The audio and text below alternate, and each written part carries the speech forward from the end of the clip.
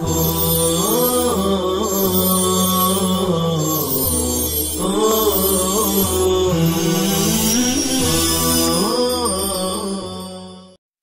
الرحیم الحمد للہ رب العالمین والصلاة والسلام على سید المرسلین وخاتم النبیین محمد وآلہ وصحبہ اجمعین ومن تبعہم بإحسان الى یوم الدین اما بعد.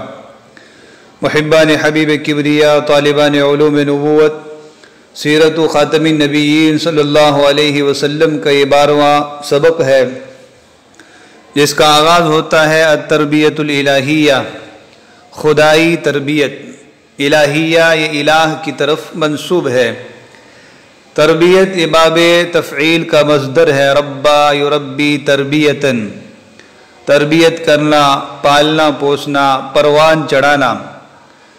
تربیت کہتے ہیں تبلیغ الشیء الی کمالہ تدریجاً، دھیرے دھیرے آہستہ آہستہ کسی چیز کو حد کمال تک پہنچا دینا. رسول کریم صلی اللہ علیہ وسلم کی حق تعالی نے ایسی تربیت فرمائی کہ آپ دھیرے دھیرے تمام بشری کمالات کے منتہا تک پہنچ گئے. وشب رسول اللہ صلی اللہ علیہ وسلم محفوظا من اللہ بعیدا من اقدار الجاہلیت وعاداتها. رسول اللہ صلی اللہ علیہ وسلم اللہ کی جانب سے بحفاظت جاہلیت کی گندگیوں اور اس کی بری عادتوں سے دور رہ کر بڑے ہو گئے، جوان ہو گئے. تو محفوظاً یہ حال ہوگا. اقدار قدر کی جمع ہے، قدر گندگی کو کہا جاتا ہے. قدرا یقدر قدراً، کسی چیز سے کراہت کرنا، گھن آنا. تو آپ جاہلیت کی جتنی گندگیاں تھیں، شرک کفر کی گندگی، اسی طریقے سے فحاشی اور عریانیت کی گندگی، ناچ گانے کی گندگیاں، ان ساری چیزوں سے دور رہ کر بحفاظت نوجوان ہو گئے، بڑے ہو گئے. فَكَانَ أَفْضَلَ قَوْمِهِ مُرُوءَةً وَأَحْسَنَهُمْ خُلُقًا وَأَشَدَّهُمْ حَيَاءً وَأَصْدَقَهُمْ حَدِيثًا وَأَبْعَدَهُمْ مِنَ الْفُحْشِ وَالْبَذَاءَةِ. تو آپ اپنی قوم میں سب سے افضل اور اعلیٰ تھے مروت کے اعتبار سے، ان میں اخلاق میں سب سے اچھے تھے، سب سے زیادہ باحیا تھے، سب سے سچے گفتگو کرنے والے تھے، اور فحاشی اور بدگوئی سے سب سے زیادہ دور تھے. تو کانا کی خبر ہے افضل قومہ، مروءۃ خلقاً وغیرہ یہ سب تمیز واقع ہو رہی ہے. مروءۃ یہ باب کرومہ کا مصدر ہے، مروء یمرؤ مروءۃ. مروءت کا معنی با اخلاق ہونا، انسانی قدروں کا حامل ہونا. تو مروت کہتے ہیں اردو میں رعایت، لحاظ، اخلاق، انسانیت. یہ بہت جامع لفظ ہے، تمام ایسی صفات اور عمدہ عادتوں پر بولا جاتا ہے جسے معاشرے میں، انسانی سوسائٹی میں اچھا سمجھا جاتا ہو. خلق کی جمع اخلاق ہے. حیا بھی ایک خصلت ہے جو آدمی کو برائی اور بے حیائی میں پڑنے سے مانع رکھتی ہے. فحش، فحاشا یفحش اور فحوشا یفحش. فحشن باب کرمہ سے اور نصر سے بے حیائی، قباحت. بذاعت یہ بھی باب کرمہ سے ہے، بذوء یبذوء بذاءۃ، بد کلام ہونا، بد زبان ہونا، بد اخلاق ہونا. تو آپ بے حیائی، بد کلامی، بد اخلاقی، ان ساری چیزوں سے دور تھے. جیسا ماحول مکہ کا تھا تو ایسے ماحول میں گالی گلوچ، بد اخلاقی، بد کلامی، یہ ساری چیزیں بچوں میں آ جاتی تھی، لیکن اللہ رب العزت نے آپ کی ایسی تربیت فرمائی تھی کہ آپ ان سب چیزوں سے دور تھے۔ حتی ما اسموہ فی قومہ الا الامین، یہاں تک کہ آپ صلی اللہ علیہ وسلم کا نام اپنی قوم میں امین رکھا گیا، ان لوگوں نے آپ کا نام امین رکھا۔ اسما یسمی اسما بھی سما کی طرح نام رکھنا۔ وکان واصلا للرحم، آپ صلی اللہ علیہ وسلم صلہ رحمی کرنے والے تھے۔ واصل ملانے والے، رحم کی جمع ارحام، رشتہ داریوں کو جوڑنے والے تھے۔ حاملا لما یثقل کواہل الناس، لوگوں کے کندھوں کو بوجھل کر دینے والے بوجھ کو، سامان کو اٹھاتے تھے۔ لما ما موصولہ ہے، اثقل اثقال بوجھل کر دینا، کاہل کی جمع کواہل کندھے، تو لوگوں کے بوجھ اٹھاتے تھے، ان کے کام آتے تھے۔ مکرما للضیف، مہمان کا اکرام کرنے والے تھے، ضیف کی جمع ضیوف، اضیاف مہمان۔ عونا علی البر والتقوی، نیکی اور پرہیزگاری کے کاموں پر مدد کرنے والے، مددگار تھے۔ عون بارہا گزرا جس کی جمع اعیان۔ بر نیکی کو کہا جاتا ہے با کی کسرہ کے ساتھ، بر، برا یبر سے ہے بر نیکی۔ وکان یأکل من نتیجۃ عملہ، آپ اپنے کام کا ثمرہ کھاتے تھے، اپنے کام کے نتیجے میں حاصل ہونے والے مال سے، حاصل ہونے والی دولت سے کھانا کھاتے تھے۔ تو بہترین تعبیر ہے کان یأکل من نتیجۃ عملی، اس کا یوں بھی ترجمہ کیا جاتا ہے آپ اپنی محنت کی کمائی کھاتے تھے، خون پسینے کی کمائی کھاتے تھے۔ نتیجہ کی جمع نتائج، کسی چیز سے برآمد ہونے والا رزلٹ، کسی عمل کا ثمرہ اور اس کا حاصل۔ تو کان یأکل من نتیجۃ عملہ، اپنے کام کے نتیجے، اپنے کام کے ثمرے سے کھاتے تھے، یا اپنے خون پسینے کی کمائی سے کھاتے تھے، اپنی محنت اور جفا کشی سے کھاتے تھے۔ وَيَقْنَعُ بِالْقُوتِ، اور بقدر کفاف روزی پر قناعت کرتے تھے۔ قنع یقنع قناعتاً، قناعت کرنا، تھوڑے پر صبر کر لینا۔ قوت کی جمع اقوات، روزی نہ، ایک دن کی روزی۔ تو آپ بہت زیادہ پس اندوختہ کرنے والے نہیں تھے، بلکہ تھوڑے پہ قناعت کرتے۔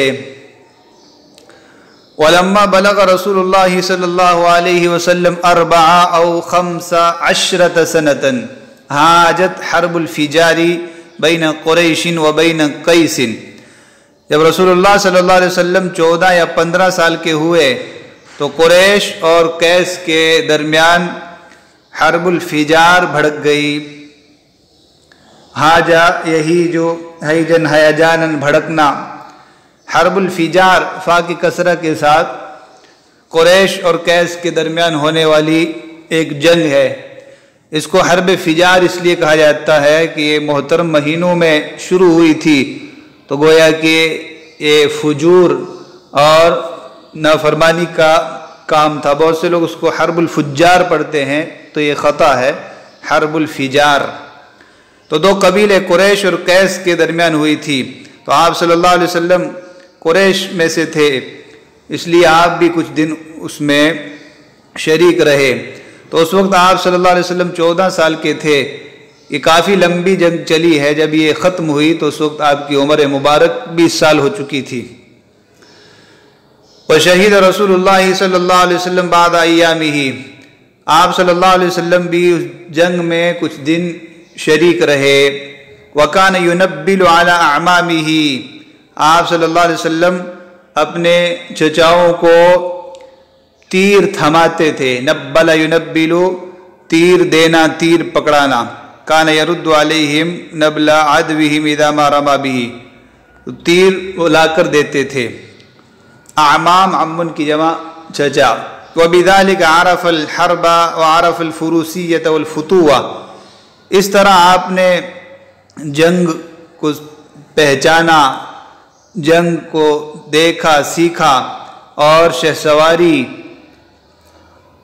اور جواں مردی بہادری کی تعلیم پائی۔ فروسیہ بارہا گزرا ہے، شہ سواری۔ فتوہ یہ بھی باب کرم سے ہے، فتوہ یفتو فتوًا و فتوۃً، جواں مرد ہونا۔ تو فتوت نوجوانی، بہادری، تو نوجوانوں کو بہادری اور شجاعت سکھانے کے لیے جو نظم بنایا جاتا ہے اس کو بھی فتوت سے تعبیر کیا جاتا ہے۔ تو اس سب میں اللہ کی حکمتیں تھی، یہ سارے کام آپ صلی اللہ علیہ وسلم نے سیکھے، جنگ کا پورا نظام سیکھا۔ زواجہ من خدیجہ رضی اللہ عنہا، حضرت خدیجہ رضی اللہ عنہا سے آپ کی شادی۔ زوج یزوج، تزویج کا دوسرا مصدر ہے زواج، شادی۔ ولما بلغ رسول اللہ صلی اللہ علیہ وسلم 25 سنة تزوج خدیجہ بنت خویلد، جب رسول اللہ صلی اللہ علیہ وسلم 25 سال کے ہوئے تو آپ نے خدیجہ بنت خویلد سے نکاح فرمایا۔ تزوجہ باب تفاعل سے نکاح کر لینا، اور زوجہ تفعیل میں نکاح کرانا۔ خویلد بضم الاول و فتح الثانی، خا کے ضمہ کے ساتھ، واو کے فتحہ کے ساتھ، و سکون الثالث و کسر رابع، یا کے سکون کے ساتھ اور لام کے فتحہ کے ساتھ۔ خالد کی تصغیر ہے خویلد، جیسے خادم کی تصغیر ہوتی ہے خویدم، تو خویلد۔ وَهِيَ مِن سَيِّدَاتِ قُرَيْشٍ وَفُضْلَيَاتِ النِّسَاءِ، اور وہ قریش کی بڑی عورتوں اور با کمال عورتوں میں سے تھی۔ سیدہ تانیث کے لیے استعمال ہوتا ہے، محترم، محترمہ، تو قریش کی معزز اور محترم عورتوں میں سے۔ فضلیات یہ افضل کی تانیث ہے، اور اس کی جمع فضلیات النساء، با کمال عورتیں۔ تو قریش کی بڑی معزز و محترم اور با کمال افضل ترین عورتوں میں سے تھی۔ رجاحت عقل و کرم اخلاق و سعت مال، ان کے پاس عقل کی پختگی، اخلاق کی عمدگی اور مال کی وسعت تھی۔ رجاحہ یہ باب فتح کا مصدر ہے، رجح یرجح رجاحتاً، راجح ہونا، پختہ ہونا۔ رجح المیزان، ترازو کا جھک جانا، مائل ہونا، اسی سے راجح مرجوح ہے کہ ترازو کے ایک پلڑے میں آپ نے وزن والا پتھر رکھا اور دوسرے پلڑے میں کوئی چیز رکھی تو جو بھاری ہوگا وہ جھک جائے گا۔ رجحہ یا رجحہ اقرانہ، فائق ہونا، تو راجح جو دوسرے پر فائق ہے ہو، دوسرے پر ترجیح رکھتا ہو۔ تو رجاحت عقل، عقل کی پختگی، دوسروں کے مقابلے میں عقل کی فوقیت۔ سعت مال، وسع یسع سعتاً، کشادہ ہونا، تو سعا بھی پڑھتے ہیں اس کو اور سعا بھی پڑھتے ہیں، سعا یہ زیادہ فصیح اور مشہور ہے۔ سعت مال، مال کی کشادگی۔ وکانت ارملتاً، اور وہ بیوہ تھی۔ ارملہ کی جمع ارامل، التی مات زوجہا، وہ عورت جس کے شوہر کا انتقال ہو گیا ہو۔ مرد کے لیے بھی استعمال ہوتا ہے ارمل، اس کی جمع ارامل، وہ شخص جس کی بیوی کا انتقال ہو گیا ہو۔ توفی زوجہا ابو حالتا، ان کے شوہر ابو حالہ انتقال کر گئے تھے۔ توفی زوجہا پہلے بھی گزرا ہے، اس کو مجہول پڑھا جائے گا، توفا نہیں پڑھا جائے گا۔ امام سیبوی رحمہ اللہ ایک مرتبہ مجلس درس میں بیٹھے ہوئے تھے تو باہر سے لوگ ایک جنازہ لے کر گزرے، تو حاضرین میں سے کسی نے پوچھا من المتوفی، فا کے کسرہ کے ساتھ، من المتوفی. تو امام سیبوی رحمہ اللہ نے برجستہ جواب دیا اللہ. تو حاضرین کو حیرت ہوئی کہ پوچھا تو یہ جا رہا ہے کہ جنازہ کس کا ہے اور یہ کہہ رہے اللہ. تو جب انہوں نے حاضرین کے حیرت و استعجاب کو دیکھا تو کہا حیرت کیوں کرتے ہو، سوال کیا کیا گیا ہے، من المتوفی، وفات دینے والا کون ہے؟ تو میں نے جواب دیا اللہ.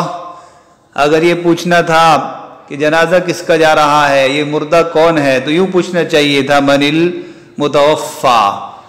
تو عربی زبان بہت نازک زبان ہے، اس میں ایک حرکت کے بدلنے سے معانی بدل جاتے ہیں، تو اس لیے غلطیوں کی اصلاح ضروری ہے. توفا نہیں، توفی زوجہا ابوہا لا. وکانت اذ ذاک فی الاربعین من سنہا، اور خدیجہ رضی اللہ عنہا اس وقت 40 سال کی تھی. اذ ذاک اس وقت. ورسول اللہ صلی اللہ علیہ وسلم فی الخامسۃ والعشرین من عمرہ، اور آپ صلی اللہ علیہ وسلم 25 سال کے تھے. بہترین تعبیریں ہیں، جیسے التحقت بالجامعہ کنت اذ ذاک فی ال14 سنۃ. میں نے جب جامعہ میں داخلہ لیا تو میں 15 سال کا تھا. انا الآن فی الثلاثین من عمری، ابھی میں 30 سال کا ہوں. تو اس طریقے کی بہترین تعبیریں آپ استعمال کر سکتے ہیں. وکانت خدیجۃ امرأۃ تاجرہ تستأجر الرجال فی مالہا وتضاربهم بشیء تجعلہ لہم. خدیجہ ایک تاجرہ عورت تھی، تجارت کرنے والی عورت تھی. مردوں کو اپنے مال میں اجرت میں رکھتی اور مضاربت کرتی، ان کے لیے معاوضہ مقرر کرتی. تجر یتجر تجرن تجارتن، تجارت کرنا. استأجرہ اجرت پر رکھنا. ضارب یضارب مضاربتن، مضاربت کا معنی ہوتا ہے تجارت میں شریک کرنا، نفع کی امید پر کسی کو مال دینا. تو وہ اپنا مال دیتی تھی، اس میں ایک مقرر حصہ طے کر دیتی تھی. تو یہی کہا کہ وہ تضاربہم بشیء، وہ کسی حصے پر ان سے تجارت میں شرکت کرتی تھی، تجارت میں شریک ہوتی تھی یا ان کو تجارت میں شریک کرتی تھی. تجعلہ لہم، وہ حصہ اور معاوضہ مقرر کر دیتی تھی. وکانت قریش قوما تجارا، اور قریش تاجر قوم تھے. وقد كانت اختبرت صدق حدیث رسول اللہ وکرم اخلاقہ ونصیحتہ حین خرج فی مال اللہ الی الشام تاجرا. خدیجہ رضی اللہ عنہا نے رسول اللہ صلی اللہ علیہ وسلم کی گفتگو کی سچائی، سچ گوئی، آپ کے اخلاق کی عمدگی اور آپ کی خیر خواہی کا امتحان لے لیا تھا، اس کو آزما لیا تھا جب آپ ان کا مال لے کر بغرض تجارت شام گئے تھے. تو حضرت خدیجہ نے پہلے آپ صلی اللہ علیہ وسلم کو مضاربت پہ مال دیا، تو آپ ان کا مال لے کر گئے تو خاموش امتحان لے لیا، جس سے آپ صلی اللہ علیہ وسلم کی تجارت میں مہارت، اخلاق کی عمدگی اور خیر خواہی سب چیزوں کا امتحان ہو گیا. اختبار، امتحان لینا. نصیحت خیر خواہی کو کہا جاتا ہے. نصحا ینصح نصحا نصیحتا، خیر خواہ ہونا، ہمدرد ہونا. فی مال اللہ الی الشام تاجرا، تاجرا خرج سے حال واقع ہے. وبلغ من کبر شأنہ فی هذه الرحلہ، خدیجہ رضی اللہ عنہا کو اس سفر میں ان کے مقام و مرتبے کی بلندی کا علم ہوا، ان کو پہنچا کہ یہ کتنے بڑے آدمی ہیں، کتنے مقام و مرتبے کے آدمی ہیں. تو بلغ من کبر شأنہ فی هذه الرحلہ، اس سفر میں ان کے مقام و مرتبے کی بڑائی، ان کی قد آوری کا ان کو علم ہوا. میسرہ ساتھ میں تھے، انہوں نے آ کر سب بتلایا کہ آپ صلی اللہ علیہ وسلم کے ساتھ کیا کیا معاملات پیش آئے، کس طرح شجر و حجر آپ کو سلام کرتے ہیں. کبر بڑائی کو کہا جاتا ہے. رحلہ کی جمع رحلات سفر فعرضت علیہ نفسہا، تو خدیجہ نے خود اپنے آپ کو آپ صلی اللہ علیہ وسلم پر پیش کیا، خود شادی کی پیشکش کی۔